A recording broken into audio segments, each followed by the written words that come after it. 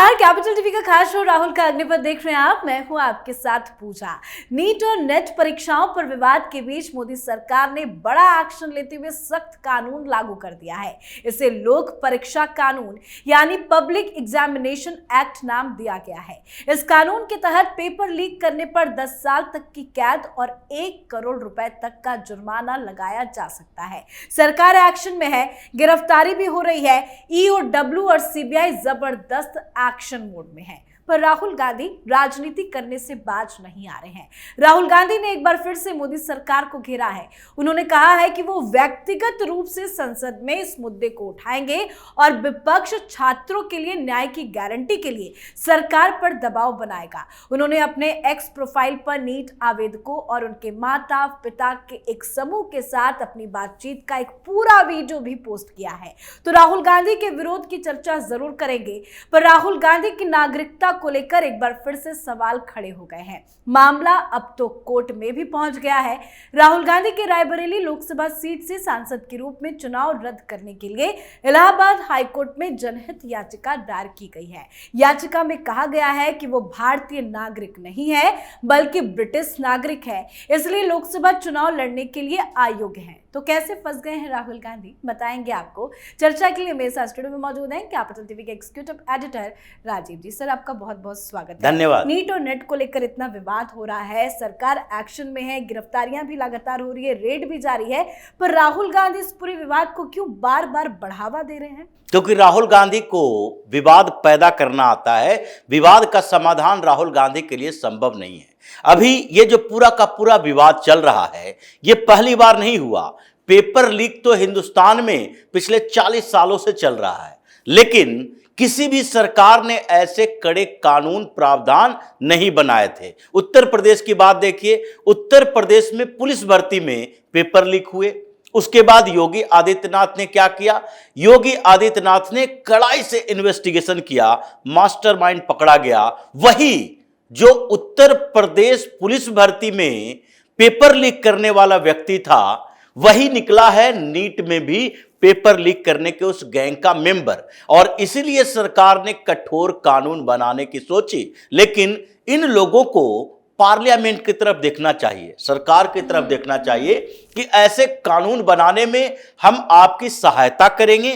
कैसे, किस तरीके से ये पूरे हिंदुस्तान में जो चल रहा फर्जीवाड़ा है उसे रोका जाना चाहिए।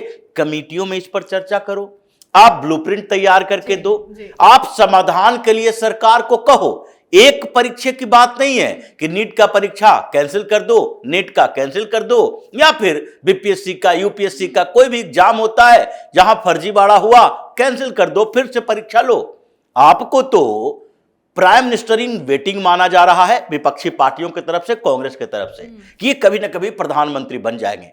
तो आपके पास ये टीम होनी चाहिए, प्रधानमंत्री को सलाह देने वाली टीम, जो कि प्रधानमंत्री नरेंद्र मोदी को भी ये बताएं कि देखिए ये गलतियां सरकार कर रही है और इसमें समाधान का ये रास्ता है। और उसके बाद अगर उस रास्ते में से अगर सुझाव पॉजिटिव है तो सरकार उस सुझाव को नहीं मानती है, फिर आप सवाल उठाओ, प्रदर्शन करो, हंगामा करो। विपक्ष की यही भूमिका होनी चाहिए।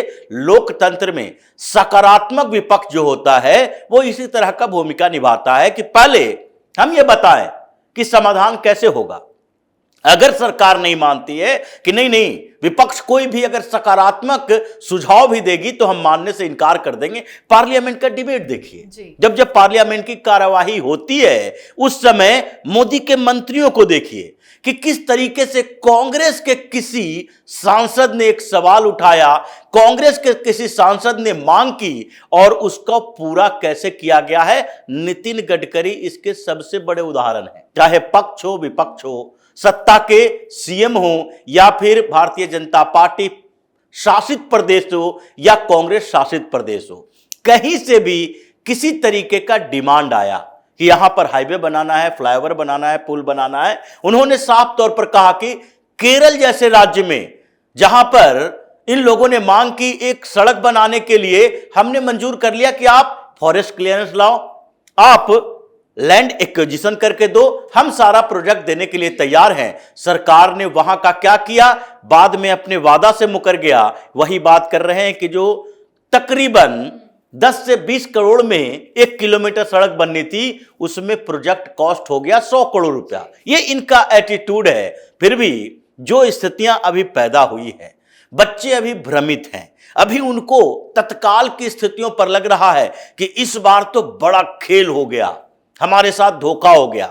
धोखा जिसके साथ हुआ है उसको न्याय दिलाने के लिए सरकार कोशिश कर रही है, और सुप्रीम कोर्ट तक ने भी कह दिया कि नीट की काउंसलिंग नहीं रुकेगी।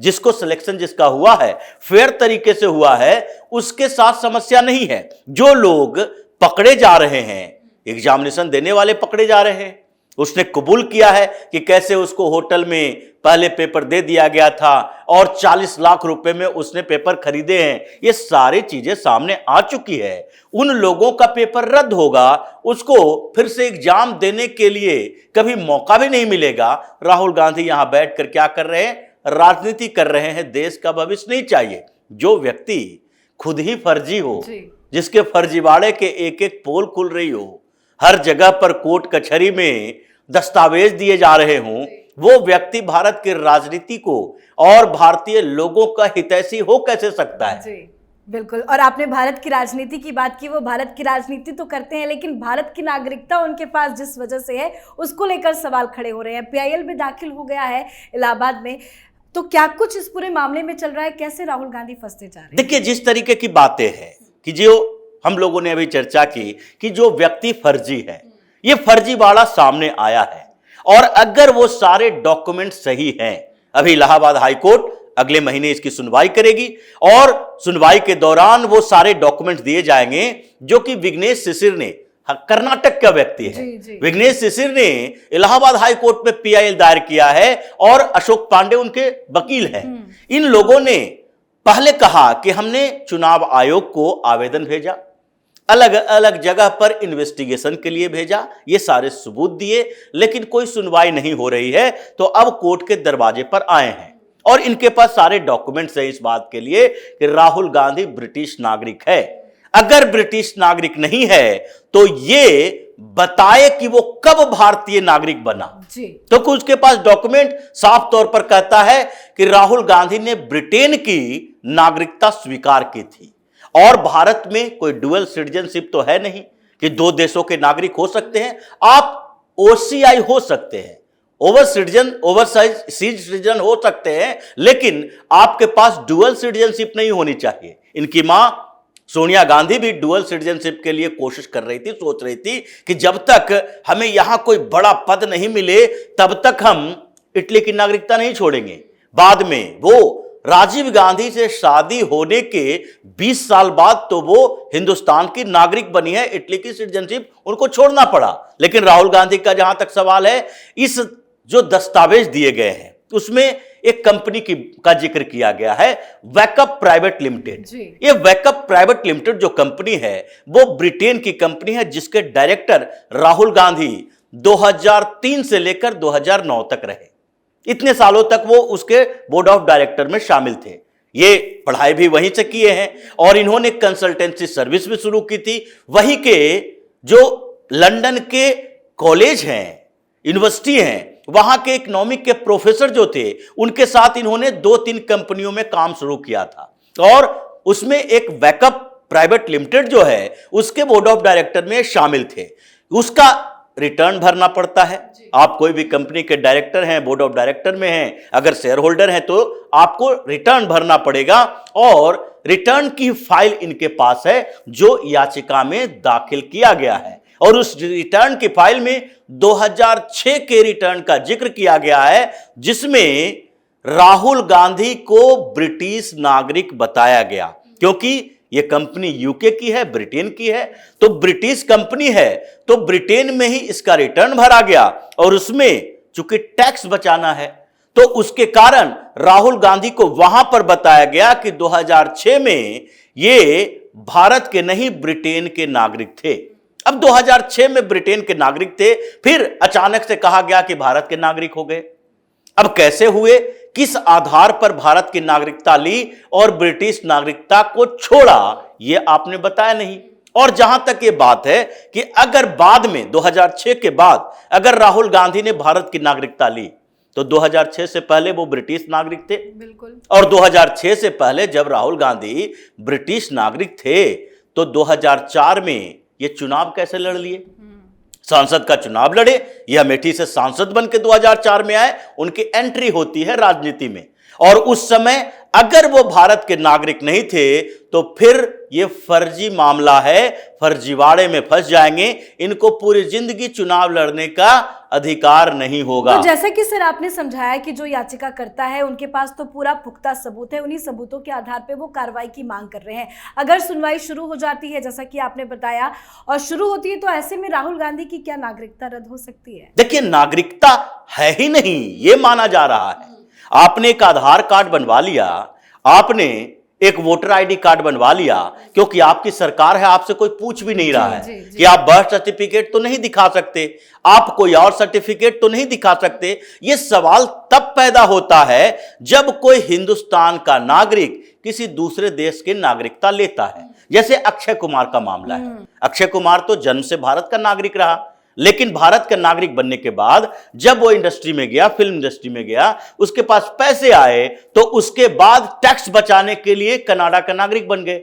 ऐसे कई भारत के लोग हैं, बड़े बड़े बिजनेसमैन हैं जो विदेश की नागरिकता ले लेते हैं, लेकिन कनाडा के नागरिक बनने के बाद भारतीय नागरिकता सस्पेंड हो गई, उनके पास भारतीय नागरिकता नहीं रही, उस समय के लिए सस्पेंड थी। इसलिए यह सवाल उठा था कि अक्षय कुमार जो राष्ट्रभक्ति की बातें करते हैं, भारत में वोट तक नहीं डाल सकते क्योंकि भारत के नागरिक ही नहीं है।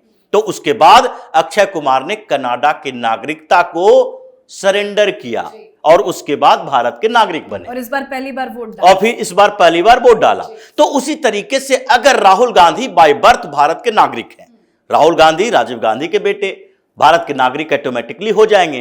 तो वैसी स्थिति में अगर राहुल गांधी पढ़ाई करने के लिए ब्रिटेन गए, अमेरिका भी गए, ब्रिटेन भी गए, और वहां पर उन्होंने ब्रिटिश सिटीजनशिप के लिए अप्लाई किया और ब्रिटिश सिटीजन बन गए जैसा कि दस्तावेज बताता है, तो उसके बाद आप ब्रिटिश सिटीजन बनने के बाद भारत के नागरिक नहीं रहे।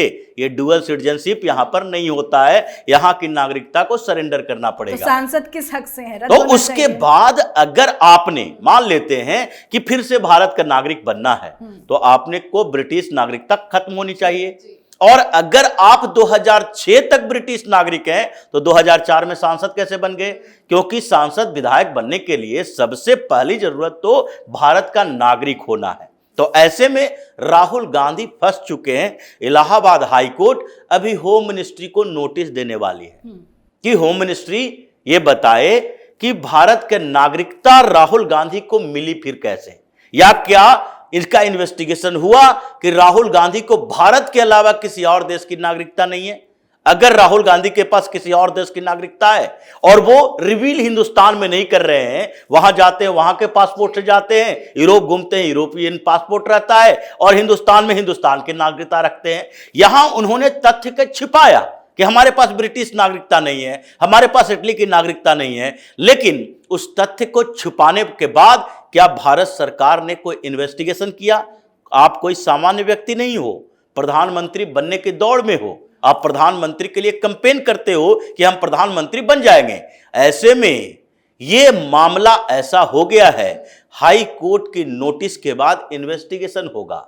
राहुल गांधी की एक एक गतिविधि कहां कहां रहे, किस देश की नागरिकता ली, और ब्रिटिश नागरिकता का सवाल है वहां पर उन्होंने कब सरेंडर किया, नहीं किया तो फंस जाओगे। जैसे सोनिया गांधी के बारे में बार बार कहा जाता है कि सोनिया गांधी इसलिए प्रधानमंत्री नहीं बन पाई क्योंकि विरोध हुआ था विपक्ष के तरफ से, क्योंकि कांग्रेस के अंदर से विरोध हो रहा था कि विदेशी मुल्की है। या कभी कभी ये कांग्रेस वाले कहते हैं कि सोनिया गांधी ने त्याग कर दिया।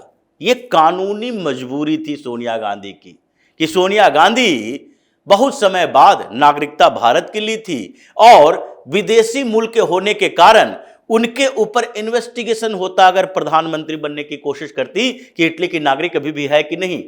तो इसलिए कई पचड़े कानूनी ऐसे थे जिसके कारण सोनिया गांधी ने सोचा इतना बड़ा संवैधानिक पद मत लो, नहीं तो अगर हमारी कुंडली निकाली गई तो पता चलेगा।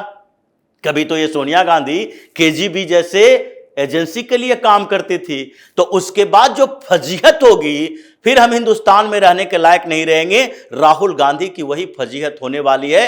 एक नोटिस जाएगा, होम मिनिस्ट्री से इन्वेस्टिगेशन शुरू होगा, मिनिस्ट्री ऑफ फॉरेन अफेयर्स में जाएगा, फिर आईबी नहीं रॉ इनकी जांच करेगी और फिर उसके बाद पता चलेगा कि सच में राहुल गांधी भारत का ही नागरिक है या ब्रिटिश नागरिकता अभी भी अपने पास रखे हुए उन बक्सों में छुपाकर, जो कि एक बंगले से दूसरे बंगले तक ले जाता है। बिल्कुल सर, बहुत बहुत धन्यवाद सर समझाने के लिए। धन्यवाद। तो नीट और यूजीसी नेट परीक्षाओं पर विवाद को बढ़ावा देने वाले राहुल गांधी के सामने एक बड़ा विवाद खड़ा हो गया है। मुसीबत राहुल गांधी के लिए ये काफी ज्यादा बड़ी है। राहुल गांधी के खिलाफ पीआईएल दाखिल की गई है, जिस पर जल्द सुनवाई की बात कही जा रही है। कर्नाटक के सामाजिक कार्यकर्ता विघ्नेश शिशिर ने याचिका अधिवक्ता अशोक पांडे के माध्यम से दाखिल की है। याचिका में कहा गया है कि राहुल गांधी भारत के बजाय ब्रिटेन के नागरिक है, इस आधार पर उनका निर्वाचन रद्द किया जाए। साथ ही याचिका में लोकसभा स्पीकर को यह निर्देश देने की भी मांग की गई है कि वो उन्हें पद की शपथ न दिलाए